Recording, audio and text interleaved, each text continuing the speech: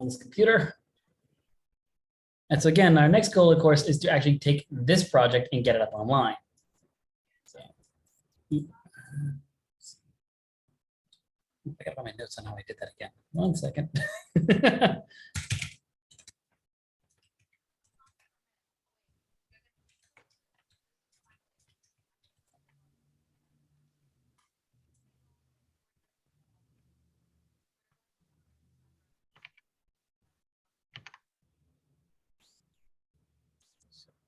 First thing we want to do,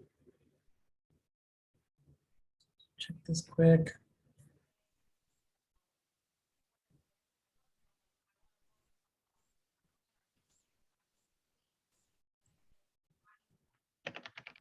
Let's make sure it actually works again. So let's go ahead and npm run. Make sure it actually works. npm start. I was going to get our IntelliJ active. Make sure that's running. Bring that over.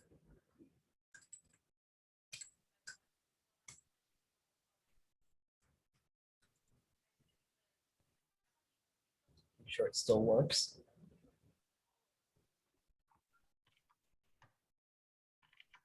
Yeah, run it in a while, so it's good to double check.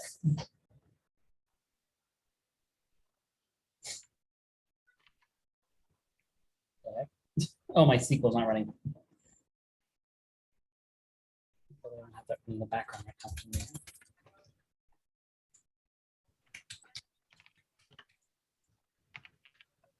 Gotta get that service running again. I don't know why the service isn't running automatically anymore, but I'll figure it out later.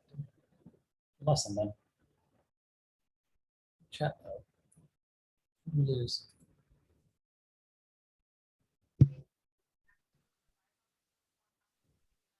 Oh, right. Leah needs a breakout room. Thank you for that, Leah. 1 second.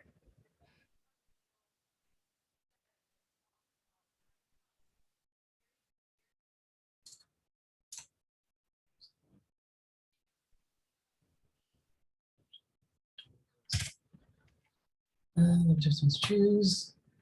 All right, Leah, if you want to actually head to your algorithm team room, because if there is time later, the people will break onto the algorithm team, so that if there's time, their team might go into that room to work with you if you're still there. All right. Okay, sounds good.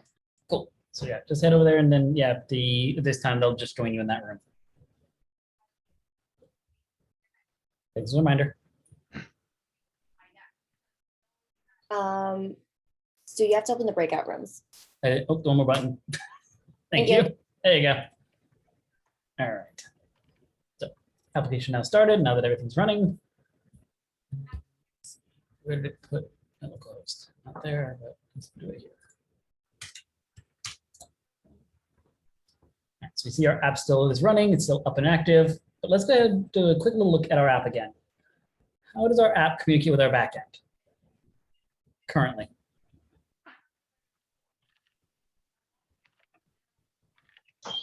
Axios right there. Yeah, right here, right? Yeah, right there, right?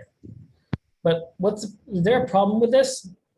Let's checking the local host, and if we want to put that on OpenShift, we're going to need the IP address of our thing. 100%, and that means we have a problem with we're statically coding our endpoint or our API into our system, which means we probably want again to deal with environment variables, don't we? Because we don't know for sure if there's going to be a difference in where the location of our systems are, right? So we want to change this to use environment variables for this portion of it. This stuff's going to be the same regardless, right? This stuff over here, Yes. that's all going to be the same, whether it's OpenShift or local or anywhere else. It's really the hosting area, what's called the API host, that's going to change. All right. And so that's what we're going to turn into our environment variable. Now, there's one thing I need to do with that. Package.json. We're going to bring in a new package or dependency called .env. That allows us to create a .env file that can be used when local. We're also going to exclude that from our GitHub. So 2 things we're going to do. Ready? Git ignore. To here, we're going to add a .env to our git ignore. This means we ignore the env file that's there. That's on our local system. Do not include that on GitHub. That means ignore this file for git add, git push, git commit, all that. Only want the .env file in this environment. Make sense? Mhm.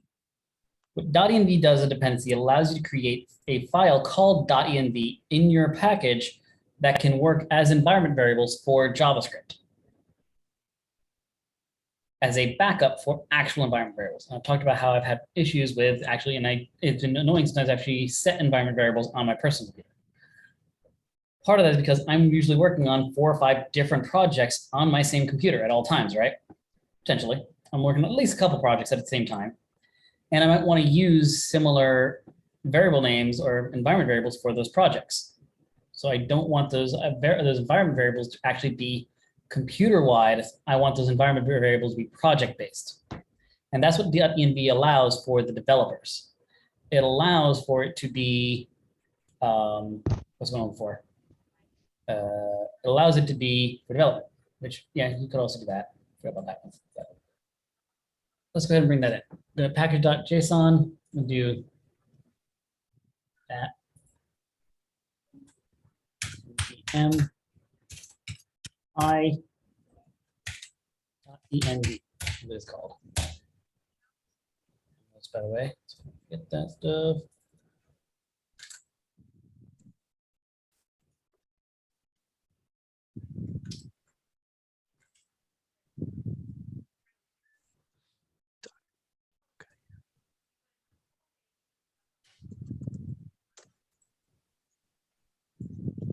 Yep. Good.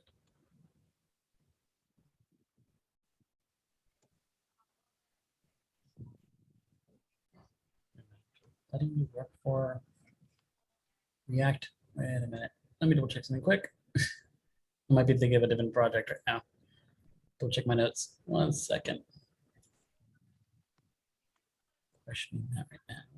Listen.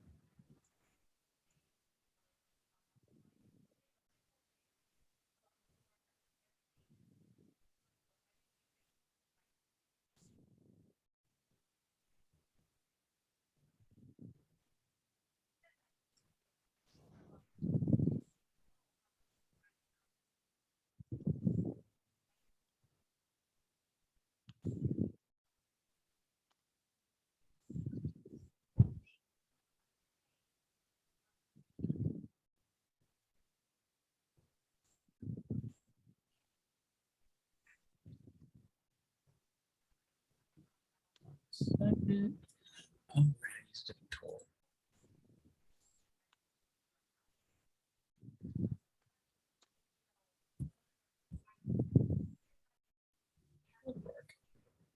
Should I make it a development tool? It's fine. Makes you this should work. This should theoretically work. Yeah, we're gonna go with it. If not, we'll switch it. But I notice I used an older tool that I don't like anymore. Let's do this. So new file .env, and this. What's cool about it is it's just a key value pair system. It's a key equals a value. It's not JSON. It's very simple. What we're gonna do is call APN, since it's environment variables, all caps, API host equals, and then we put the host of our item, the whole URL. So HTTP / localhost 3000. I don't put the slash in here because I like putting the slash on the actual system itself. So I'm gonna do that.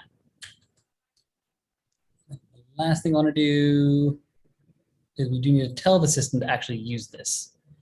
So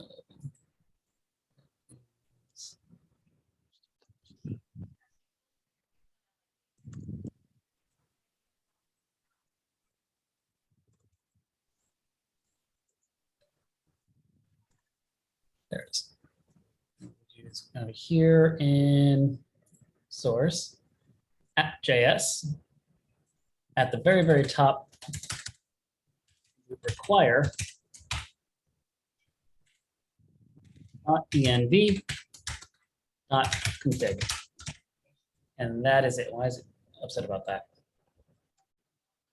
Oh, right. Imports go first.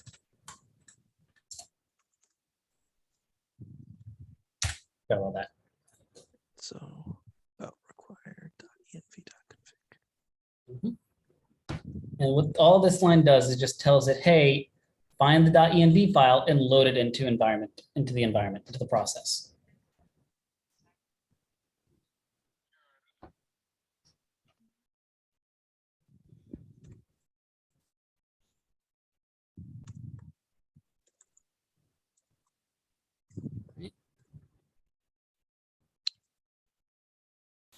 To test this, we're just going to go ahead with our news system just to make a nice quick one. So we're going to go ahead to our components, news, articles, I believe. Not there. News, right there. Oh.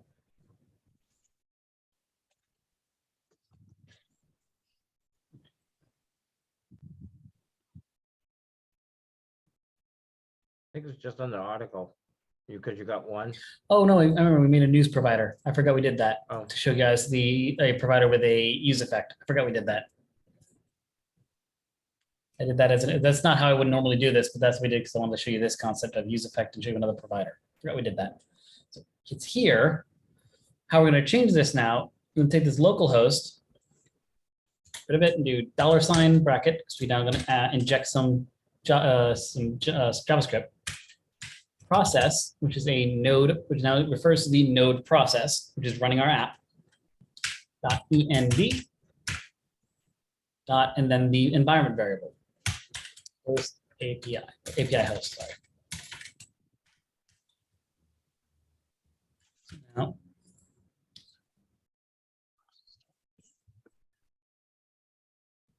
what I will tell you guys, by the way, is why do I feel like there's a potential this might not work?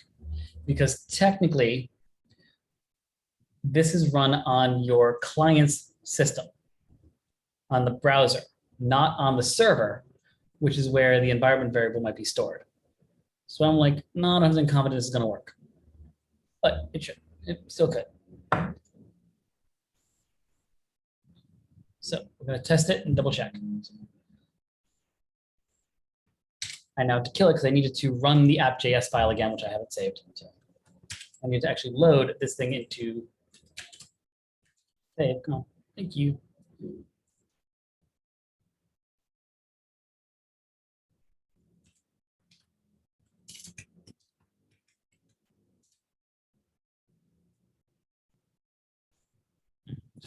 Go again.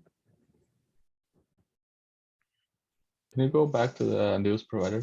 Yeah, I need Yeah, no to worries. get that Sorry. into NV I was figuring I should test it before you do it. That's API fine. underscore localhost.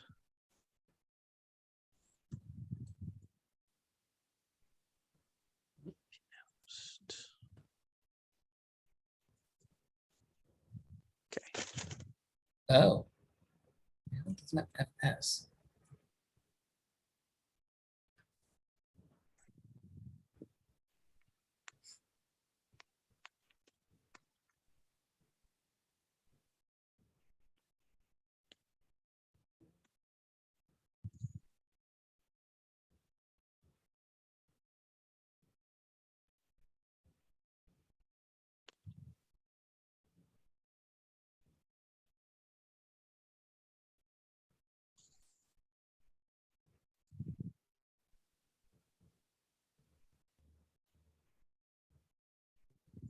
We have one.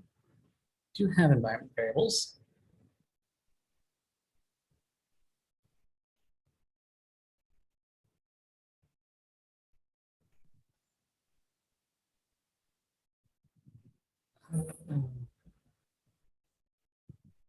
Right.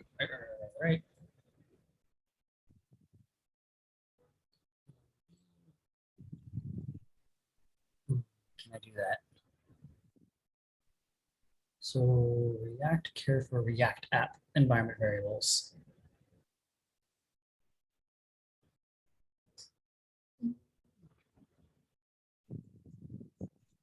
Yeah, and it only works on builds.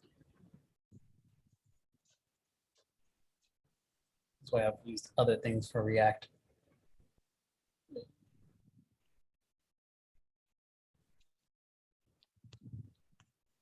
So environment variables should be set as that API host.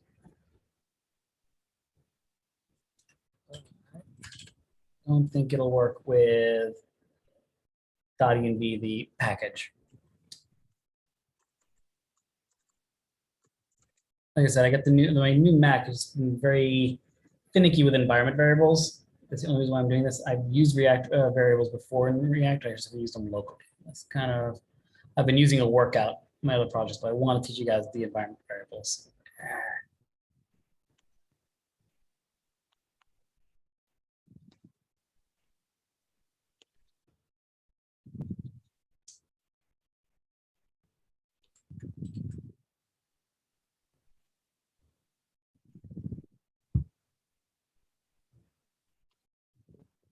So like the .environment, the .env, the env package. And we'll try doing an export into my environment, see if I can set an environment variable, see if it'll like it. So I've just been having, like I said, my biggest problem is just I haven't been able to get environment variables on my system to be detected by. So go to that for a second.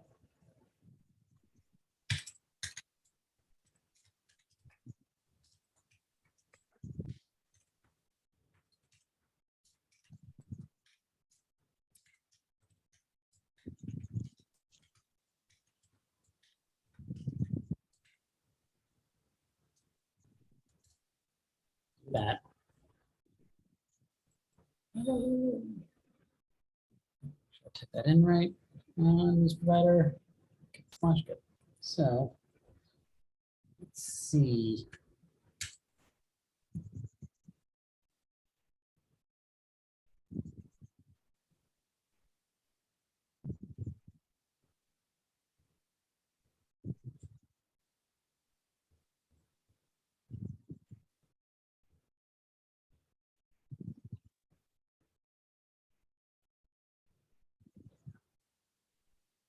See, undefined. This has been a problem I've been dealing with my Mac. I got to figure that part out, but I'm not getting it right now to do that. So I'm going to teach you another item, by the way. So we can call it a default item. So we can do this, or ternary, actually. Oh, I didn't change it. Whoopsie.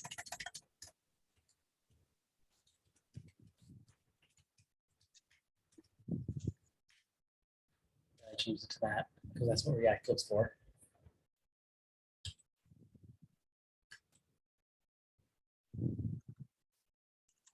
So, my environment variables on my Mac. Cool. ZSH, but like I said, these are temporary. So we'll show you the other system instead. So do that. Ternary.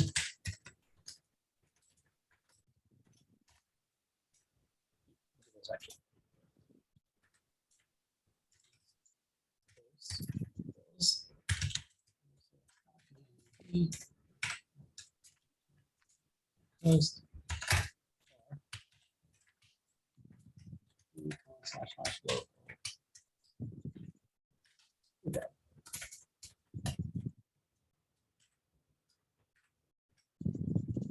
This.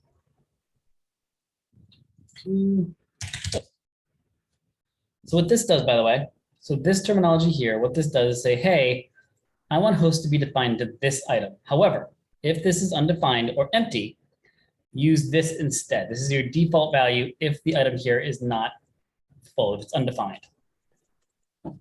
That makes sense how that works? Mhm. Save that. Refresh.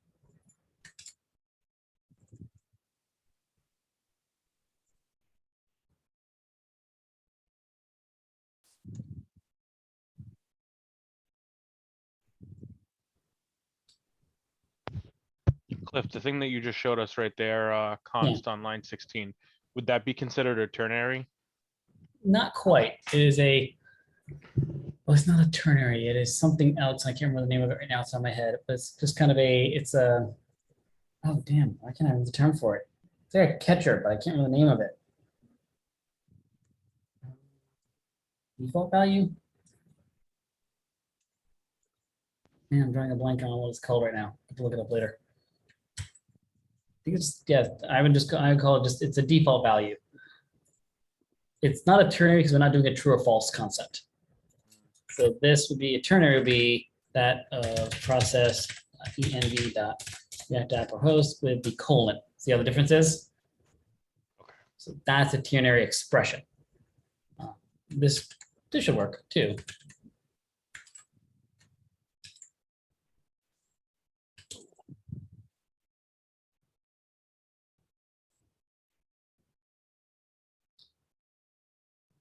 It's what?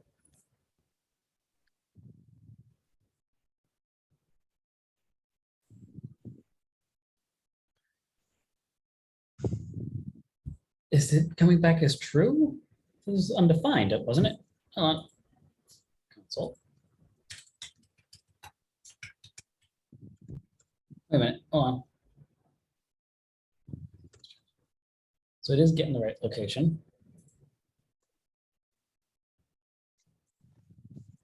Why is it failing? API test, news, JavaScript, localhost 3. Oh, wait, you wanna know why that's not working? Put the wrong port. Yep, I'm pinging my front end for it.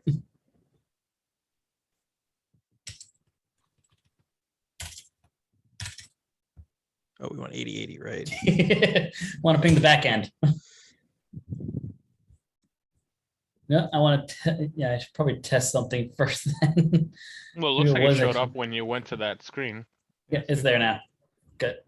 So now I'm going to show the other one with the or symbol. So get rid of this and just do the or syntax. Save. You see, it When you still get a works. When you get a second, can you go back to your app.js? I will, Mine's yeah. yelling at me, and I'm So, not sure Probably what got I the did with it. .env still there. Get rid of the .env config item, the require statement. Oh, we'd get rid of that. Yeah. We don't need Yeah, that we're at not all. using .env. Yeah. Oh, Yeah, React doesn't actually bring in what's called FS, or the file system package library, so you don't have access to the file system package, and so it won't work. ooh, Again, yeah, yeah. it works. That .env only works server side. I found out. I forgot. Anyway, this is something I've been dealing with ever since I got the new Mac, and I haven't really had time on front end because I've been doing a lot of front end stuff recently to actually check how to get my Mac to do environment variables right. My old Mac was great with environment variables. New Mac, nah, it's again, they're very weird because you have bash and zish. So you have two terminals now. So setting an environment variable here doesn't set it for the computer, it just sets it for that terminal. So it's fun.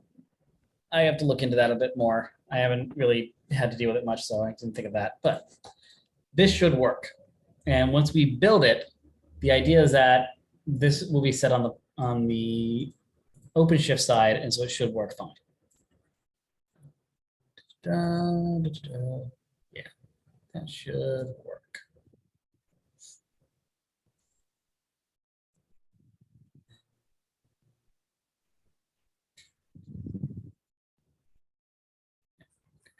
Good. So yeah, we have that. So now we just need to go through, find all versions of this, instances of this, and switch it to use this system now. Here's a new trick for you guys for Visual Studio Code. A very useful tool is this little search item right here. I'm going to now paste in here that localhost 8080 there.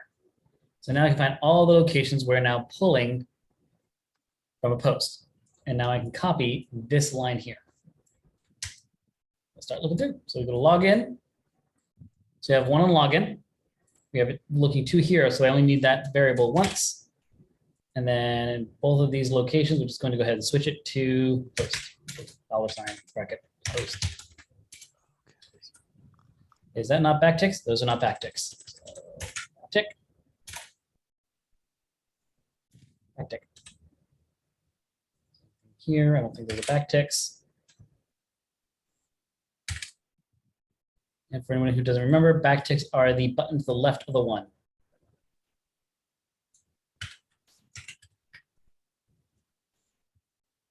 I'll stop here for a second. So those are both logins. Yeah. You're missing before API. Oh, line 31.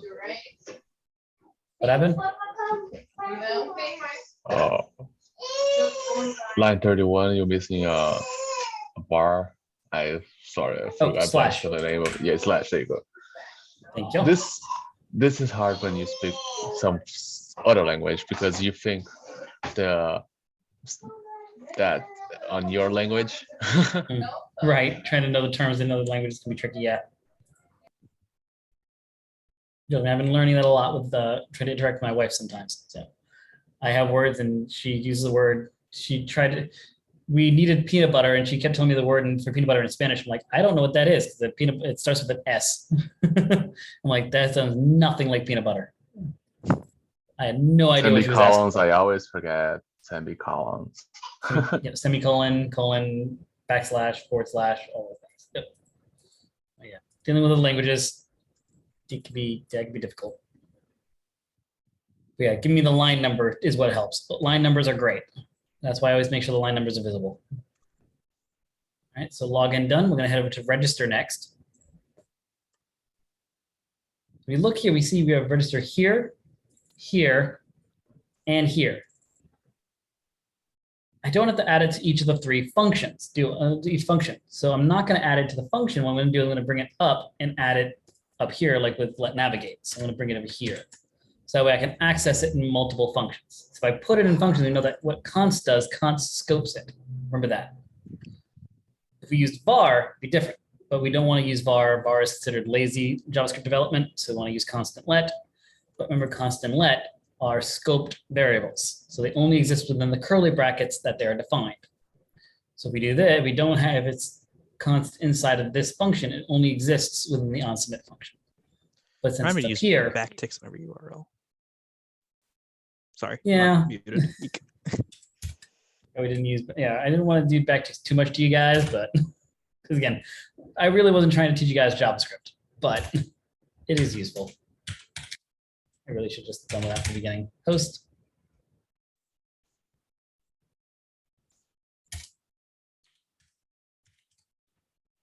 Again, not backticks, of course. Good, and then the third one right there. Again, not backticks.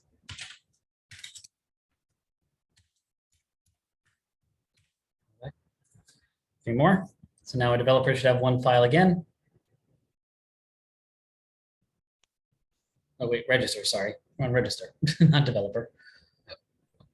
So. Yeah, what we want to see here on the left side is we should only ever see with this search an env React App API host. If we see anything else, then we know it's not using our updated system. So these 3 are not, these 3 are. So let's head over to developers next. Since it's only in here once, you can just put it right here. My indentation all weird on that. Oh, that should be indented. Oh, that's, yep, there. It's fine. Actually, could have gone more. It was actually fine where I put it, but it's fine. That's fine.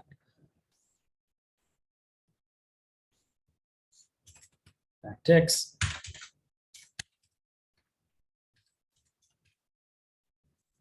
Yeah. That's developers. And we have our last one, profile.js. That's our last one we're going to go update.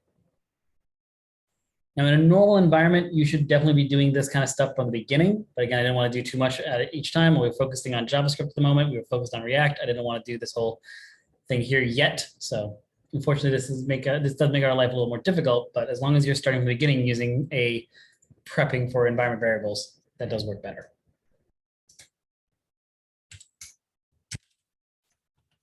Is that in? Before I do that, actually, we see that it's in here twice. So we have 2 locations it's coming from. So you look, we have it here under used effect and fetch developer. We have it here under add friends. So we should probably add this where again? Where should the host variable go?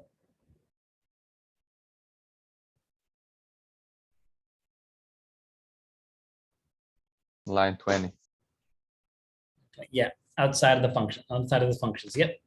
So we can use it in both. Good.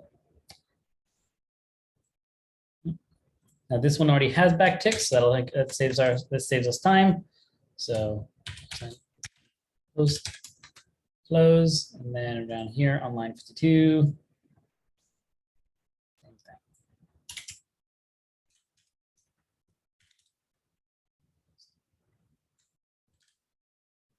Save that. We look on our left-hand side, we see it's all updated. So we're good there.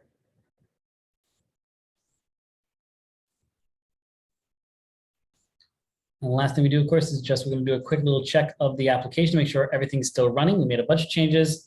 It's always safe to make sure everything's running. So I'm going to do a quick file save all, in case I forgot to save any.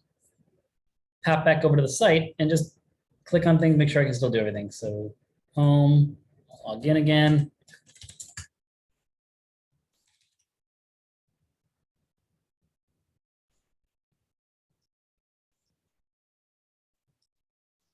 Looks good.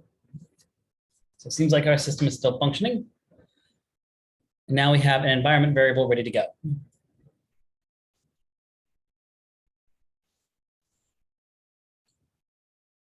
So what we're going to attempt here is, I want to show you again from the beginning. Instead of me telling you how we should prep our React app, what we're going to do here is we're going to push this to GitHub and attempt to load this into OpenShift right away without doing any sort of build command or anything like that. And see if what's going for, if OpenShift will accept it, or do we need to build it locally like we did with our React app, with our Java app.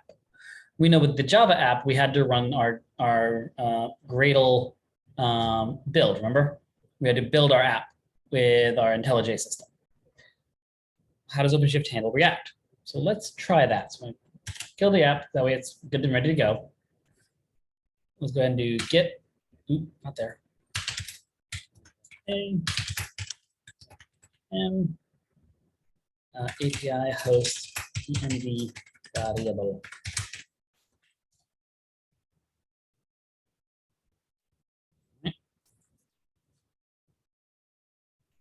There. Git push.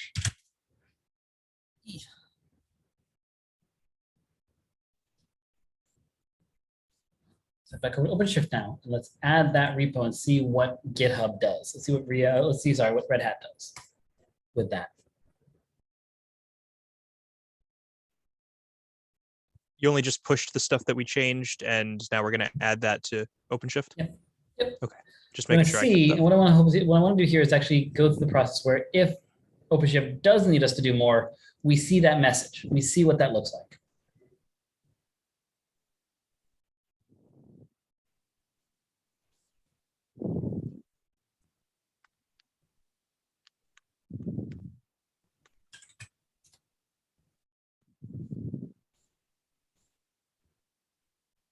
That's all a second to get into your OpenShift.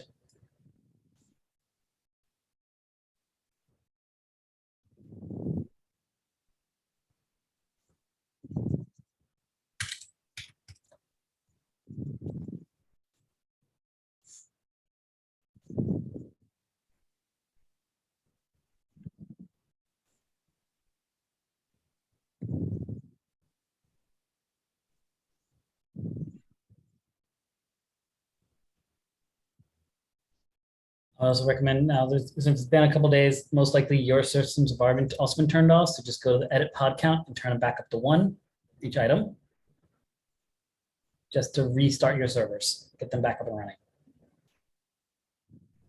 Most likely that's going to fail because I did it in the wrong order. I would, if you're smarter than me, you probably want to start the MySQL one first and then start the Java one. So not smarter than Cliff confirmed. Okay. it's all good. Just know that anyone can do it. So the question is that actually fast enough for this to catch it and actually be able to log in? Those went pretty much identical. We shall wait and see. I'll wait for everybody to get in and for all of you to actually set up. Make sure it's running. So.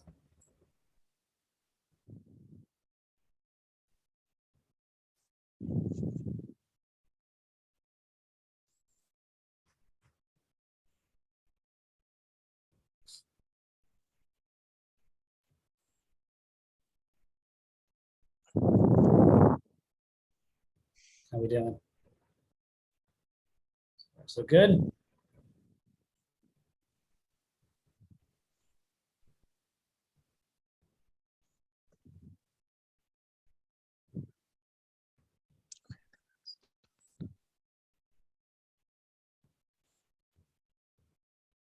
It was OpenShift not starting. Did ask if anyone's good, and no one said yes. So let's go the opposite and say anyone's OpenShift not up and anyone not have the 2 blues going. Now I'm up. Perfect. You're good. Else? Any problems? Let's give it a shot. Do an add now.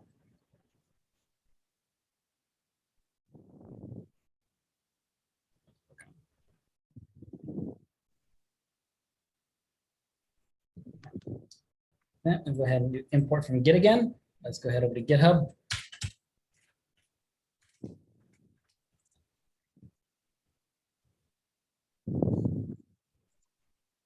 Yeah, demo. Go ahead and grab the repo, copy it, What Right do there. you call this? paste that in. Give it a second to load. You see it recognizes it as a Node.js item, which is fine. It is.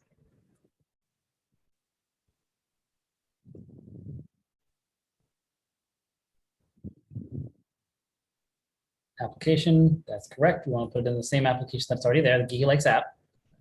The name, React is fine. We'll do ch12 React. Fine, create a route. Yep, and we're also going to do a little bit more. So last time we added the environment variables after we created. Remember that? What I do want to show here is actually look here and see build configuration. Does that sound familiar?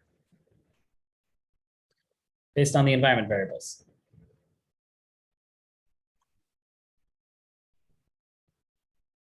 So during your development process, you can actually set your environment variables during the actual add phase.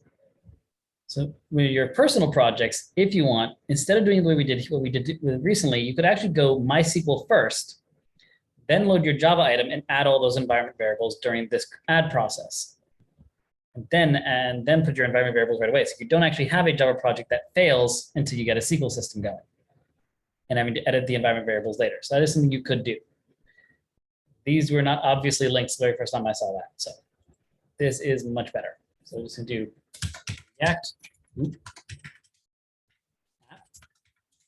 API host. Then what we want to get there is that URL that we were using earlier. So we go back to our topology. Tab.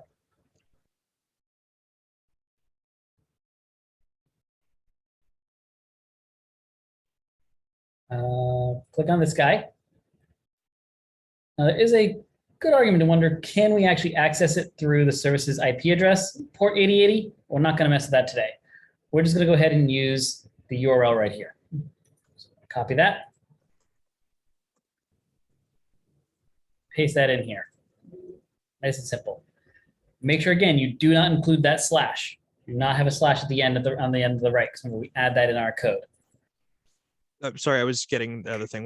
Where did you get that URL from? When we click on Java, the routes right here, location. Oh, Yeah. routes. There's a Same little route we box used right on there, Monday. The little box right there to the end should copy it without having to worry about any extra things. What's that? The little box at the end of com should be a copy. Nope, that's a icon that shows it'll open up in a new tab. I thought it was a thing that would copy that for you without. That's a clipboard symbol. This is not a clipboard. Oh. This is a box with an arrow pointing out of it. That stands for new tab. Oh. No worries. I'm here to teach. No worries.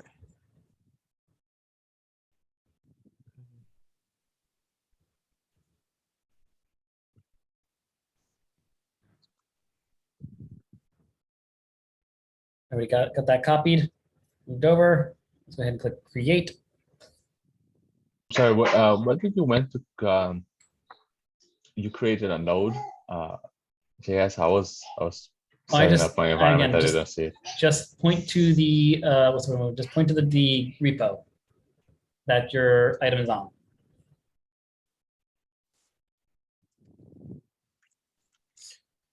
Okay, that points that. Yeah. Too many things open. Okay, the hour, don't worry so much about it. We'll do that again in a second. I just want to make sure this actually runs and works.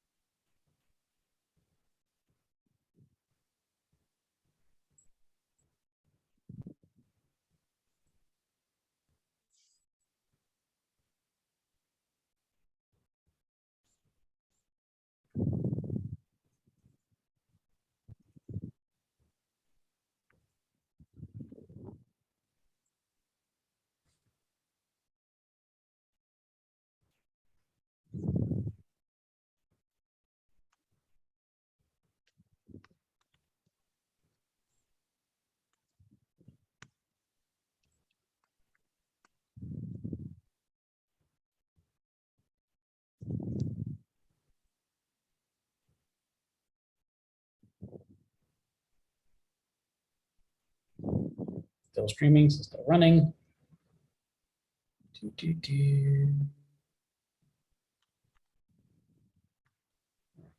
This does run build. Yep, React scripts build. So that's what I wanted to double check, and that's what I was trying to remember. So here's what's good about this one. We see right there that it actually is running the build command for us, unlike before. We didn't actually get that to auto run. Whereas IntelliJ, it won't run the build script for us automatically.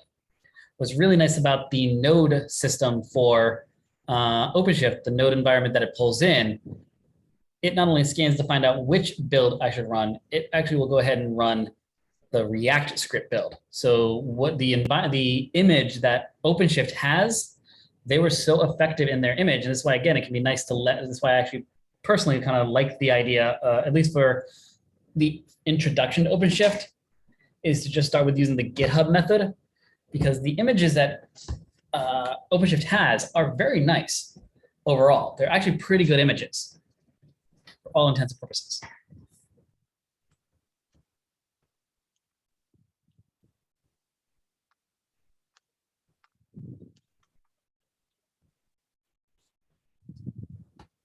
And then after it does that, it should run like some sort of Apache server or something to host the build version.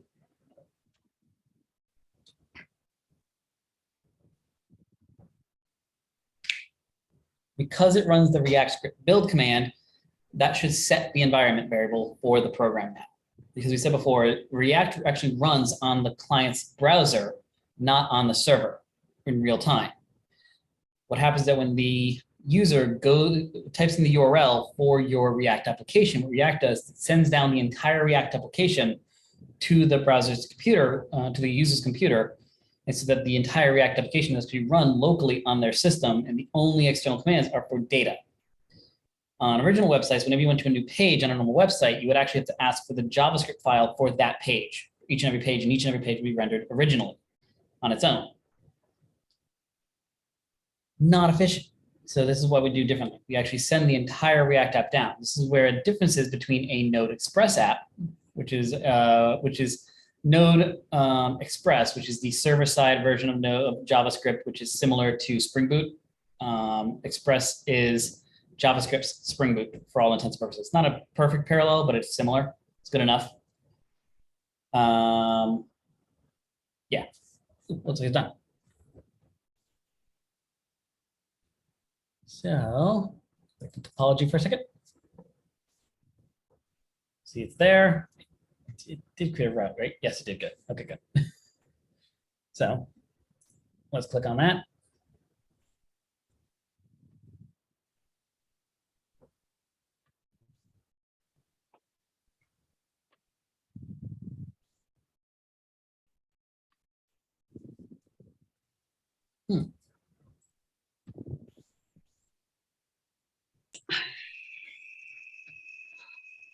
Should have worked. I think we need one more environment variable for Which port. one? That should, the home page should load. Unless. Let's do that thing again.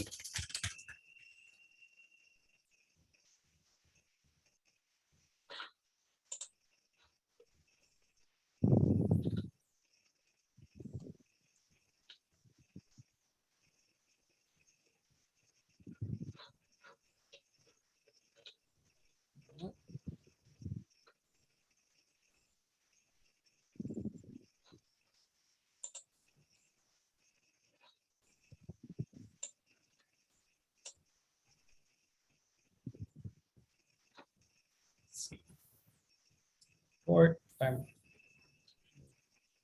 Dev mode. Why does it not show the other environment variable? Not important though. We should still get the home screen at least. So it did compile. Seems to be running. What am I missing? Should not be 8080, I wonder. Is it actually on port 80, I wonder? When you did the one for the hackathon, it was Yeah. you used an environment variable port 8080. It did, huh? Mhm. Did I do that? I can't remember that. Why do I not remember that? Let's try it. We'll just add one here temporary for a temporary one. Did you have to set the port in the environmental table? Sorry, what? On the environmental file, did you have to set the port? No, not an environment file, but in here probably. That does sound somewhat familiar. So Yeah, I remember you had to set port somewhere, either in the .env file, or you needed to set the port in OpenShift. I can't remember, but I remember port needs to be set to make it work with React in OpenShift. right. That was key. For some reason, I feel like I thought that was built in to OpenShift again because of other hosting systems. Why did I forget that? I have the video up. Hold on. I have my notes up on the video that we did for OpenShift for the hackathon. So I'm just gonna go do a quick little scan back 2 seconds and confirm that.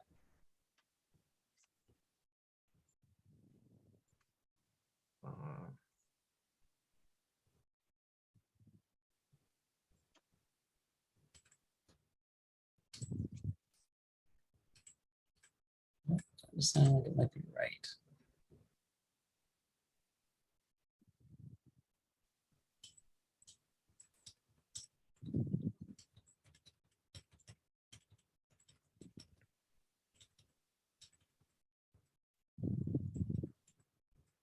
Sound familiar. Oh, right, because I think it starts on port Yeah. 3000, doesn't it? Yeah, Right. so in my env file, to make that work, I put in port equals in capital letters in my env file on my React app, port equals Not 8080. maps. Build. Yeah. C# The React. env Just gonna add one here for the moment. Port 80. Yeah. That is sounding familiar now.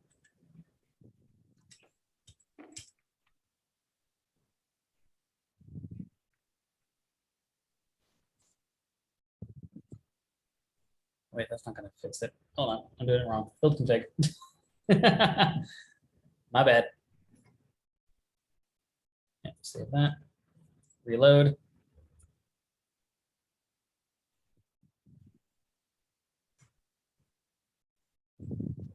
Topology. Trigger a new build. Let's make sure we get that new port number.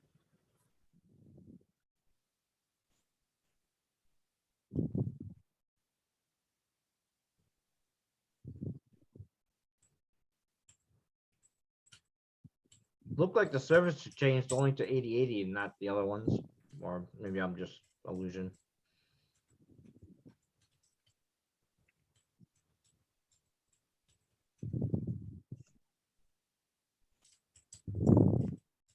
Build failed anyways. Did anybody else's build fail? Not mine yet. No, I didn't even get the React cluster to come on. Really? Crash Mine loop- didn't. Crash loop. Mine didn't fail, but it's not doing what I expect either. So I don't know what I did. I have an issue with my auth token, it looks like.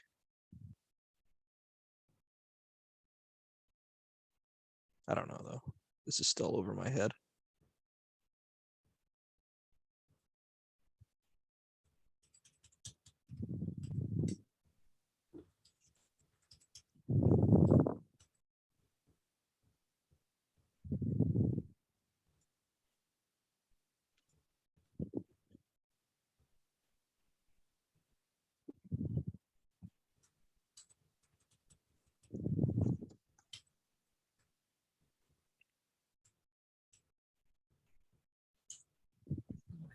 Doing that.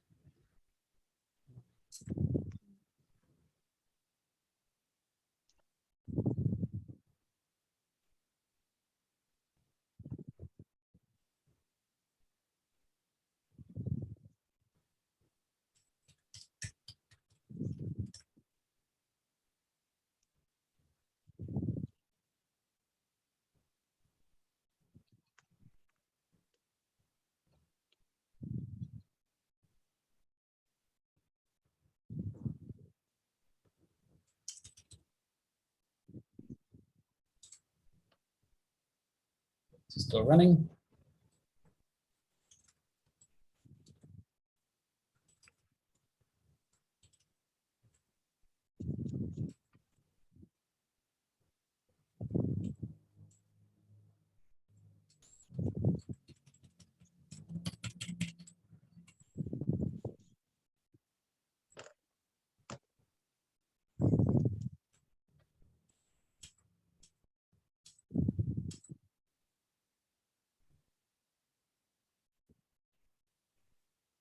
Completed. Create the container.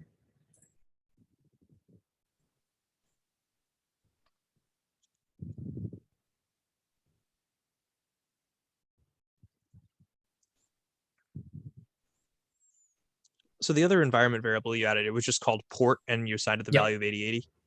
That's all I did. All right, let me see if I can do that. I remember I did run into the same exact problem during the hackathon. Now I'm trying to remember what we did to fix it now. This does sound very familiar. This does feel very familiar again. Telling you, it was that port in the ENV file. That's what we just did. Was it Oh, just you a just did? capital P for port or the whole word? PORT. All environment variables are always all caps.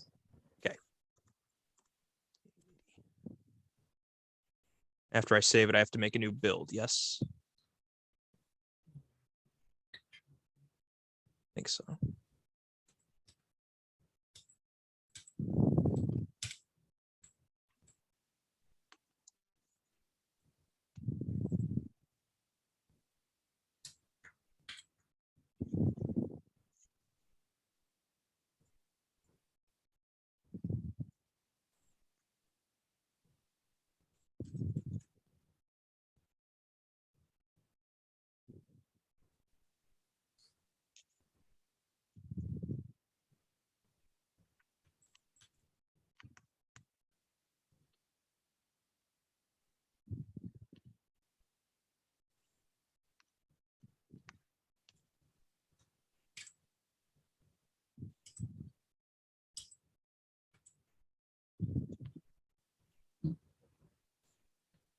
Might look different.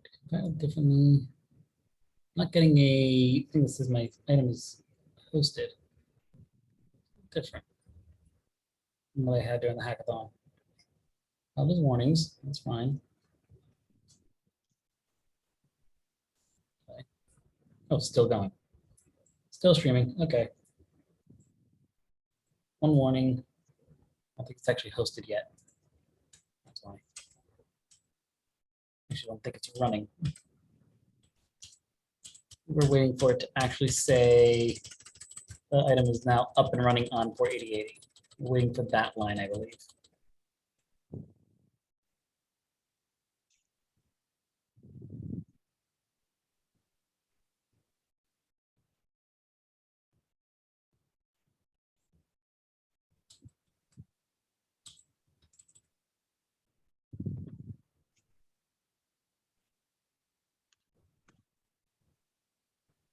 Let's start.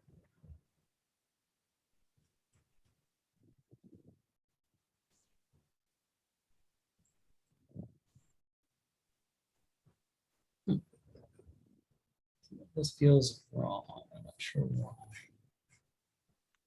What did I do differently? Did I forget what I did? Yeah, see, running on port 3000.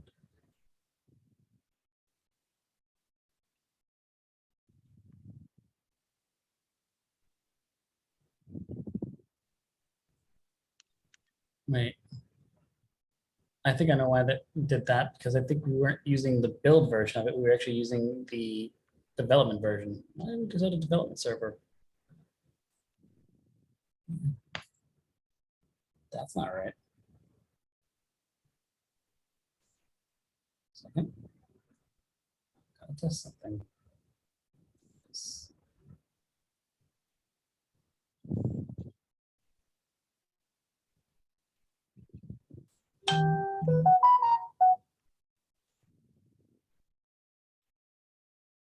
It's production build. Before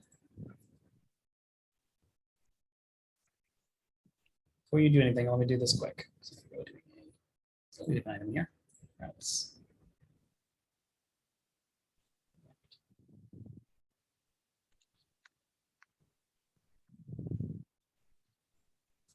Actually,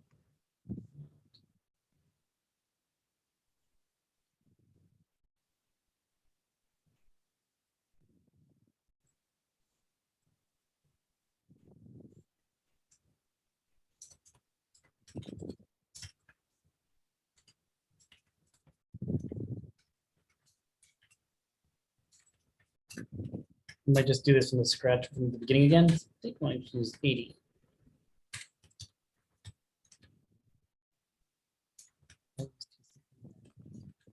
Yeah, HTTP.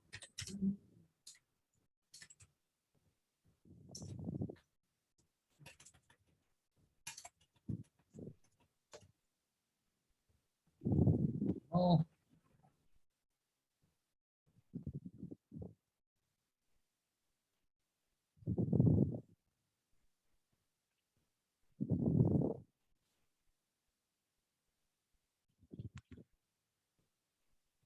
We actually want this on port 80, not 8080. Yeah, production port. 1 second.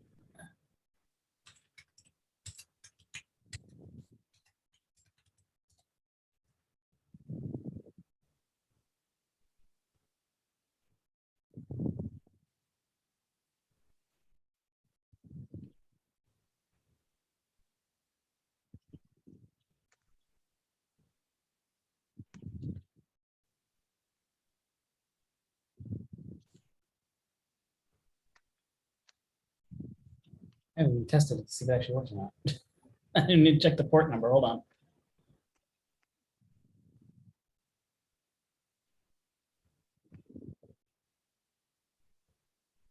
Oh, yeah, that was it. Port worked. Like, I don't know if this worked or not. I didn't even think to check it. Travis is laughing at this. Thanks, Travis. I was thinking, I was like, we had to, I thought maybe I just missed it because I was diving into my own thing. So Yeah. I just assumed that it had been tested. Nope, I forgot to even just click on it to make sure it actually works or not. So that was just me. So there we have it up to test to see if the backend works. We're going to go inspect quick. Go to network. And let's hope that our other environment variable actually works. Let's go to news. There it is. And so if we look quick, we can see somewhere there should be a outgoing to the backend. See it. Oh, there it is actually, WS. That's different. Log in, or not log in because we don't have any. We did create the first test one there, but let's go ahead and do flip 2. Test. Make sure those are look nice. You know what? I'm gonna bring Taylor back in so I can be friends with him again and actually say his name right. Thank you. Test.com. Test. Number 12. Submit. I think I double clicked it, which would be a problem, but I think we're fine. I guess I didn't double click. Nice. So you see, we logged in fine. We see Cliff 1 and Test and Taylor there. Taylor's going to send me a request. So we got to click on that one. Hey, look, our image is there. So our image got brought over. We got our placeholder. We got our test there. Let's add the friend. That's not a good item. Server error. Great. What?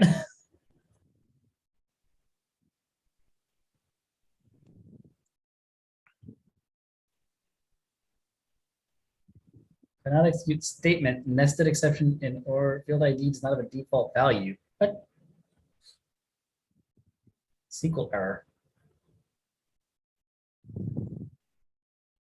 What? Not execute statement, nested exception is or terminate exception generic JDBC exception could not execute statement. Very helpful. But this worked in our service on our front end, right? OpenShift must be ran by Verizon. A little angry.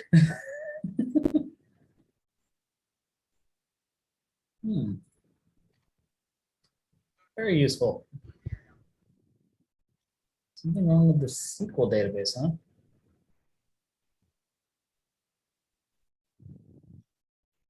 Let's go back. Let's refresh. Let me log in as myself and try this one more time. I'm curious. ID does not have a default value. Which one would that be? Doesn't make sense. Our models.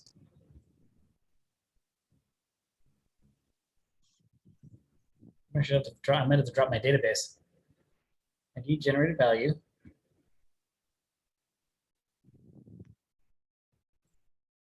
Generated value.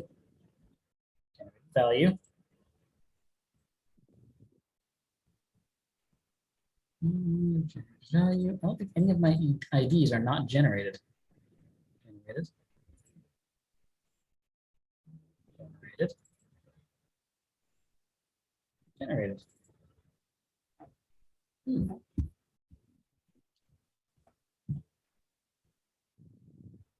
That's odd.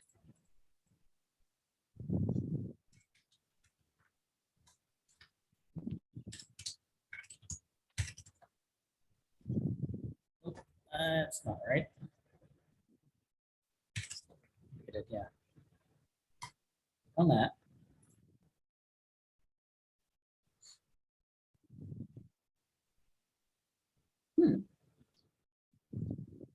Fun. You called him, Oh. Tyler. He doesn't want to be friends with you anymore.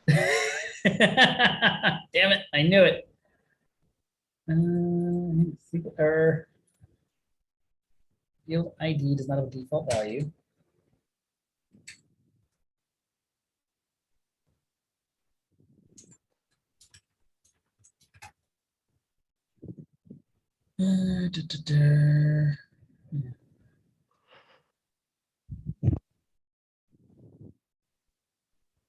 Auto increment though.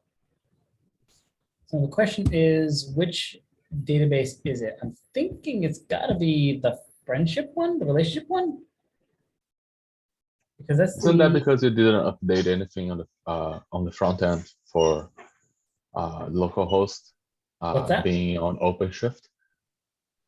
I'm trying to figure out. No, let's go double check the URLs. Make sure we got those right. We got host, API relationships add. Don't you have to update anything for being on OpenShift, or it's just the localhost regularly? No, it's not localhost. That's the thing. So remember that, yeah, we're not connecting to localhost anymore. We are connected to the backend, which is what we are sending to. We are sending to our backend. This is the backend we're sending to via post method to the relationships add to. So where's post method? Let's do some more debugging.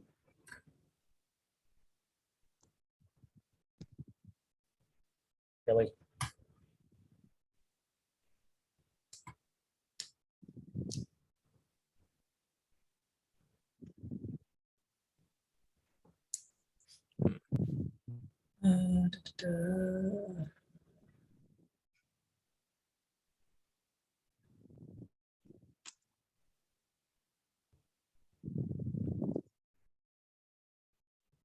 Sign in, token.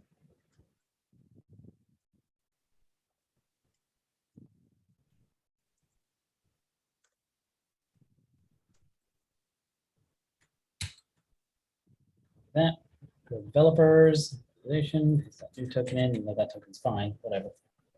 See them both there. So then we go to URL again, relationships add, right? Relationships add to.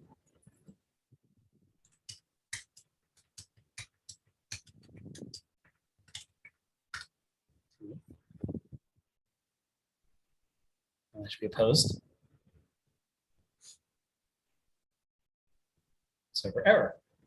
So this is editing. If we go to that route, just to take a look at the logic, and see if there's anything, if we can figure out where the disconnect is. Where is it not working? That's what we need to figure out. So we go to that controller. Let's take a look at the add right here. And let's take a look at where we're doing saves. So here's one, save. So you do a save in inverse relationship. Do a save anywhere else though.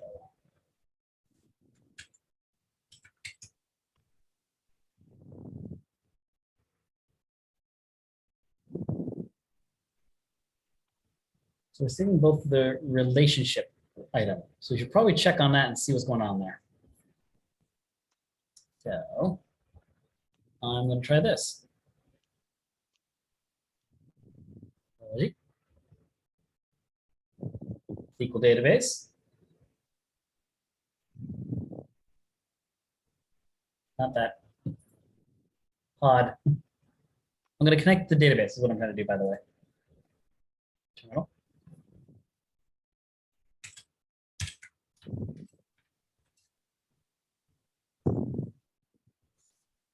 I feel like JPA didn't set up the database right. This should have an auto incrementing ID field. But it seems like it doesn't have that, which is based on the error message we're getting that the ID field isn't set. So I'm very curious as to why it didn't successfully set up the right ID field for our relationship table, which is the only one getting modified in that item there. So.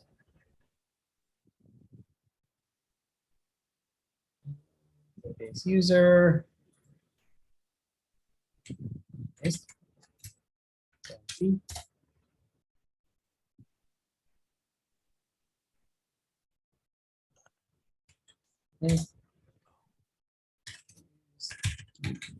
Thanks.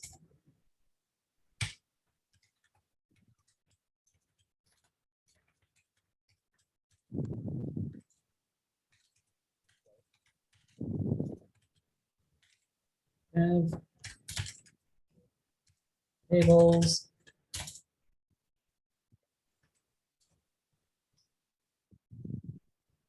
And then we'll look up, and then here's what I look up. So I want to now know, so I see I have my relationship table here. I want to know how that's configured right now, right? So how would I Google that? Let's see if anyone can think of the Google query that's in my head right now. So I have a search query already in my head. We know that the error is related to the ID. Is that it supposedly doesn't have a default field set up. We know that in JPA, we have it set up to do an ID generated value. So what is a search term I can look for? Because I want to look up the details of this table.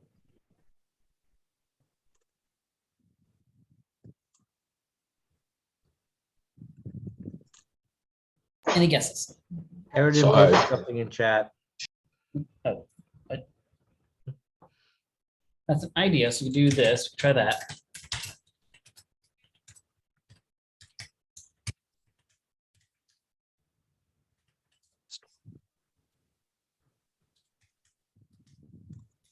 Oh, it's show columns.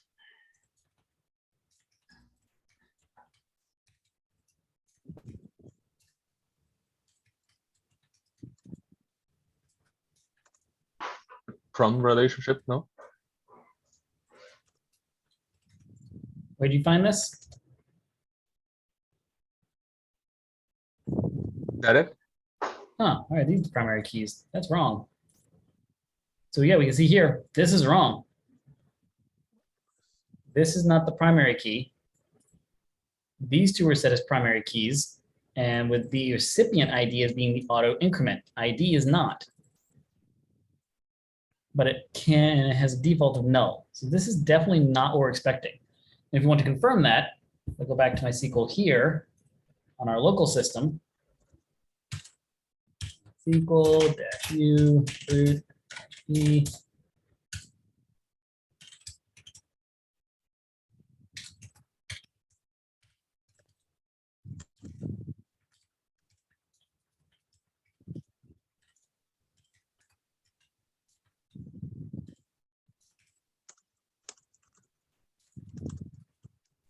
So give me the show columns or show star? Show columns. Show columns.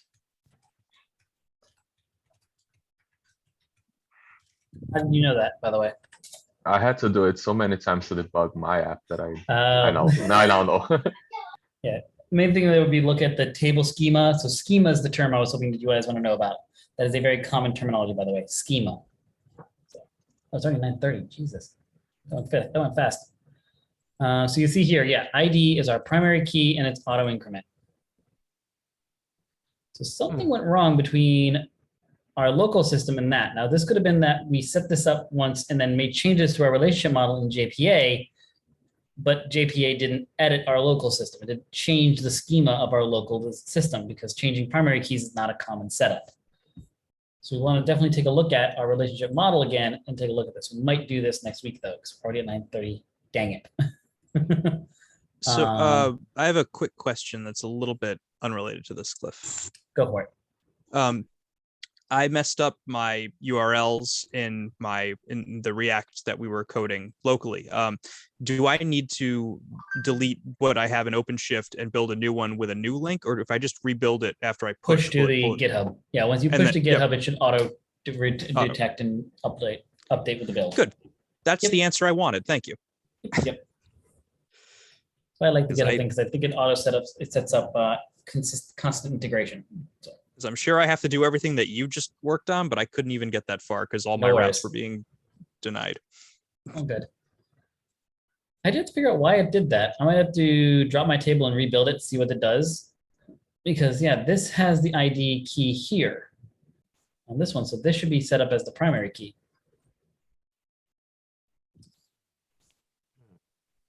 Recipient. I am very curious why this did this.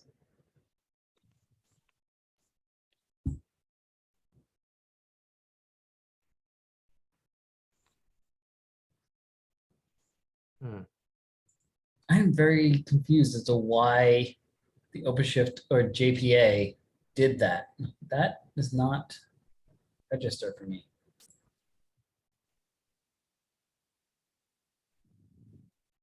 Because all the others seem to have built correctly so far.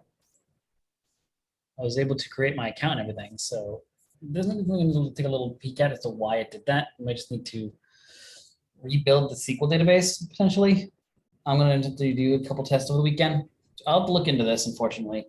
We'll have to look into this again next week. I wonder if it's because you're using, well, I mean, I understand because you have the top line 10, 12 dictates that should be that's where the auto generate is. But you're using developer twice. I wonder if it's confused with that or something because it's attached. I'm not sure. Shouldn't. That's just a guess I'm looking at because you're using. It should mark it as a foreign key, not as a primary key. Yeah. That's what I'm surprised about, is that it's marking. No. And why is it picking recipient as the primary key without an increment and not this one? Right. Yeah. I'm still just What's a the question difference? about you. I'm just taking a guess because you have these two. I But think I yeah, remember I this had top this one should problem, dictate it. There should be no like, a reason week why. back, but I don't remember how I fixed it. That doesn't help us, Freddie. Just pick on you. No, yeah, something I was gonna double check on, figure out why it's doing that. That is surprising. We might have to add another key or another annotation here to force this to be the primary key, maybe. Normally ID would tell it to be the primary key, but not necessarily, I would guess. Yeah, see, it specifies the primary key of an entity. The field or property to which the ID annotation is applied should be one of the following types. Any Java primitive type. Yeah, the mapped column for the primary key of the entity is assumed to be the primary key of the primary table. If no column annotation is specified, the primary key column name is assumed to be the name of the primary key property or field, which is fine. That is correct. Just a quick, well, let's see. Interesting though how it puts it on the get ID, not the ID. That's weird.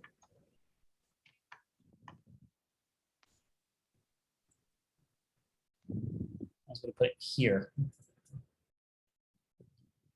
Could add it there too, but something I'm going to look into. I'll definitely have to check on that myself. I'll take a look into that. What does what does developer have? Just Developer. yeah, Hmm, the difference. It's the entity same of thing, yeah. developer. There you go. Same thing. And you don't have a ID generated. value on here. Yeah, But you don't have a strategy on the generated value though versus No, when that- you have identity, but that shouldn't Shouldn't be have a an big a issue. difference too either. No, Was it join columns though, inverse join? No, the normal relationships is our inverse. It's the same reference as this column one. ID, but that's referencing the ID to the recipient. To developer, yeah. Hmm. Both of these are relating to this class's ID number. Yeah. Hmm. Oh, well, we'll have to take a look at that. Yeah, Yeah. look into. I'm not Yeah. sure why it did that. That's going to mess around with JPA. Like I said, one thing I want to do, of course, is I'm going to have to recycle my database locally. So kill it, drop it, and then recreate it. So that way, and what I'll probably end up doing is just do the create and drop under here. So tell it to, instead of using update, do like create and drop on that. So I'll update this one so that way it resets my database one time and see what it builds when I restart my program. There's a good chance that when we had the simple version of our relationship model, it created the table with the correct primary key, but then as we expanded on it, as we built it up, it did add the other items, but it won't, once you have a primary key with data in it, you can't change it later on. And so something later on definitely modified it, something I'll need to look into. So unfortunately, it's already 9:30, so we're not going to look into it tonight, but it's something we will look into. Overall, though, the upload is there. And as long as your system's working on your local system with a fresh database, so one thing that might be good to test when you're doing your personal projects is to actually drop your database one time, restart your program, make sure the database gets built correctly, and then go ahead and bring it all up to OpenShift once you know that all works. As you see, the steps here, though, were correct. The port number was needed. All the steps are there to getting our application going. We have our front end there. We have the problem that we have is not with JPA. I'm fairly confident that the problem we have is not with OpenShift. The problem is related to JPA. I'm fairly confident in that. The problem we have is JPA related, not OpenShift related. So the steps we did before, they should get your project up and running. Kind of annoyed we had to have a weird JPA error. Fun. But I guess it's good for debugging. See the debugging stuff here. But overall, yes, this should be the steps that are in these videos for you guys for OpenShift 1, 2, and 3 should be all you need to get your application up and running. All right. My goal, of course, is the next OpenShift we do, which will probably not be next week, will be the week after. During our last week, I think we have this sandbox version. We just clarify, hopefully, what happened with this JPA system. Next week, I want to start the React again for the car app. So Tuesday will be an algorithm. Thursday will be reset on React, and starting to discuss what we're going to work forward with the final project. Start moving forward on that. Any quick questions? It's already at 9:30. That went fast. Any questions? I was just kind of working with this. Just a quick question. Go for it. Can I share my screen? And if I stop mine, hold on. There's no button somewhere. Go for it. See how I can, I'll just do a share on this. I had this working to some degree, right here. What I want to do is, I want this one here. I want to fill these hours in. I already have it to calculate the hours, but I don't have it. It's writing this into the database. It's writing these when I do Postman. And I've been messing with it. It did calculate the hours, but now that since I was messing with it just for the past couple of minutes, it's not putting that in there. But even when it was showing in Postman that was calculating, it was actually outputting the hours. It still wasn't writing to the database. How do I write something I'm not inputting in? What do you mean? So, let's see. Well, actually, I can do it this way. How you calculate something? Yeah, let's see if I can just undo this. So that's not a field. That's not a column. If you want a column generated at querying, then that's something different. That is a complex SQL system, and you can't do that. There is a way of generating columns via a query. Is beyond the scope So- of what I'm teaching right now, but it is something you can do. No, I see like right here, if I It's run called this, projections. yeah, if I run this here. Oh, it's errored out. Freaking, this doesn't need to be here. This is the way it made it work. See, probably not. Error it out again. Yeah, it's erroring out now, but I'm not gonna bother with But that this. doesn't save I it. had Yeah, it that, working. that won't But, save it. That's just a method again. Yeah. JPA does not use the methods for saving or anything like that. JPA uses methods to get and change data when you get an instance. When you have an instance already, when it doesn't use those to create the instance, it uses those to modify the instance. So having that there will not save it to the database. You actually have to just do a set hours via get hours, I guess you could do, which is a weird way of doing it, but it's technically what you could do. In the route, you can do set hours equal to get hours because your get hours is a calculation method. It doesn't actually get the field, which is not what a get hours do. You should have a get hours that returns the hours field and a calculate hours method. Oh, yeah, this, So, yeah. This right here is in here. This does, Yep, hold on, but I'm trying to clarify that. So that method, what it's supposed to do, can you go to that get hours method, please? oh, in here? The get hours method you just had up 2 seconds ago. Oh, that was in the entity. That was Yeah. in here. Right, the entity, this is not used during saving a method or during the actual construction of an entity into the database. What Okay, this is for is to run methods against the object after it's been pulled from the database. This is also an invalid use of a get method. A get method should only ever return the value of the field. It should not calculate or generate a field's value. So what you should do here is during your route, you want to run the set hours command and actually set it. And get hours should return the field.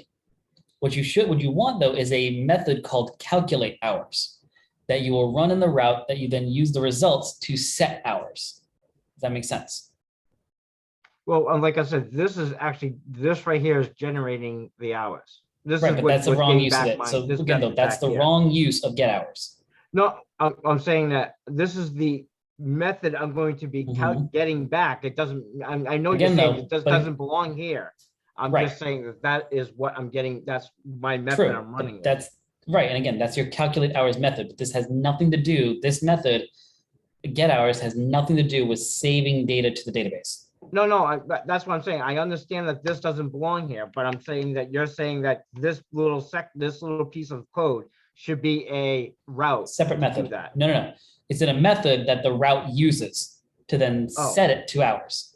So you call in the route, you call this method to generate the hours, but then you take the result and give it to set hours. And then you save it to the database. Well, I'm slightly confused. Do I write this into the shift controller? You can, but it seems like something you might want to use more often. So again, you can create a method called calculate hours and put the code there. Well, see, that's why I'm confused. This is down here. This is what it generates right here. Right? But Where is it? so what am I taking this? So where am I pulling this from and moving Hold it? on.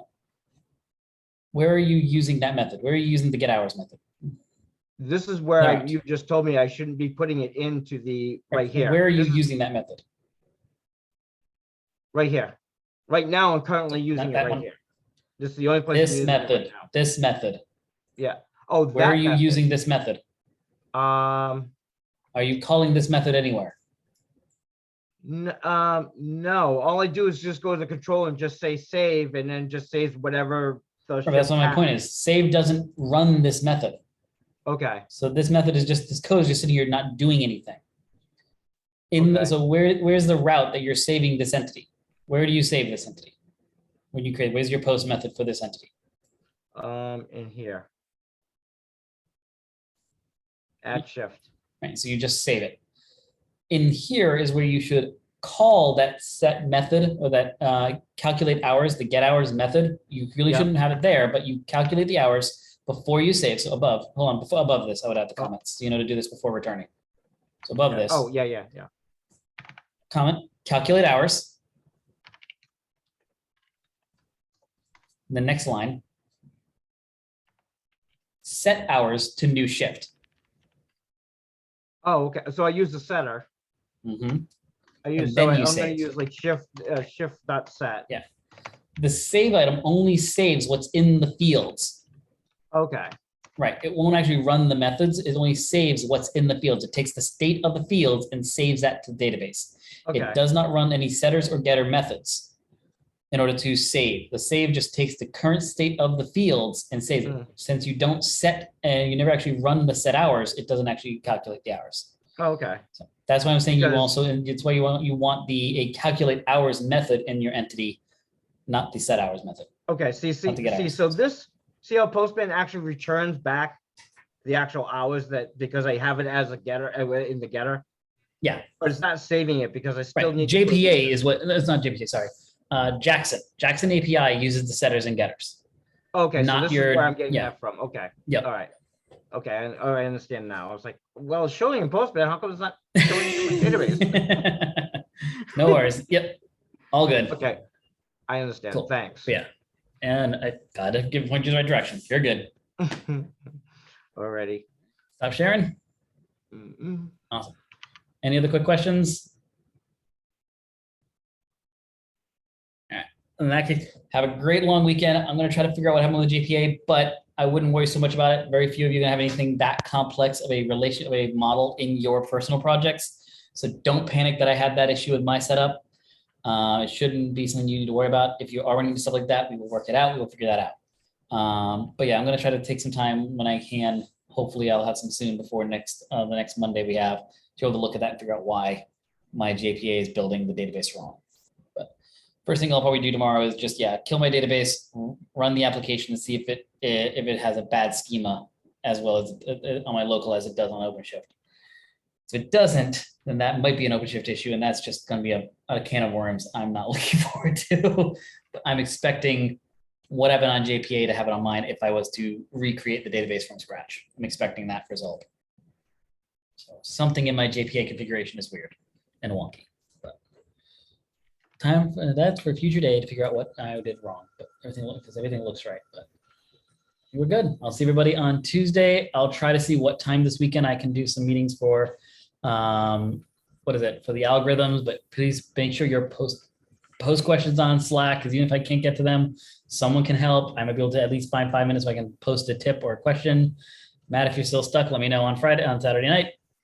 Like you said, I so that way will, can give you and I the will be, but I advice. will. I think you'll find it. But if you don't, let me know, because it's a simple item that, again, you're gonna hate when I give it to you, but No, it's I there. have an idea. I think I know what Good. I need to give the return type, the return values to. I think I Yep. get it. I'm gonna see. Good. I think you do. Go I'm hoping have by at it. wording it that way that you might pick up what I'm trying to. I feel like you do know with that statement there. That statement makes Okay. me feel confident. Jeez, I feel like my Penn and Teller's fool us trying to Yeah. communicate the magic trick. I know. Let me- Blinking Morse code. Seriously. I do feel like you, just based on that statement alone, I feel very confident on you. So go with that route. Go with that that statement. Thanks, gonna Chris, try it. that worked. I'll see. There you go. Told you. I had no doubts, but thanks. Yeah. No worries. All right, everybody. I'll see you guys on Tuesday, definitely. All right, good night, everyone. Night, everyone. Good night, everybody. Bye. Good.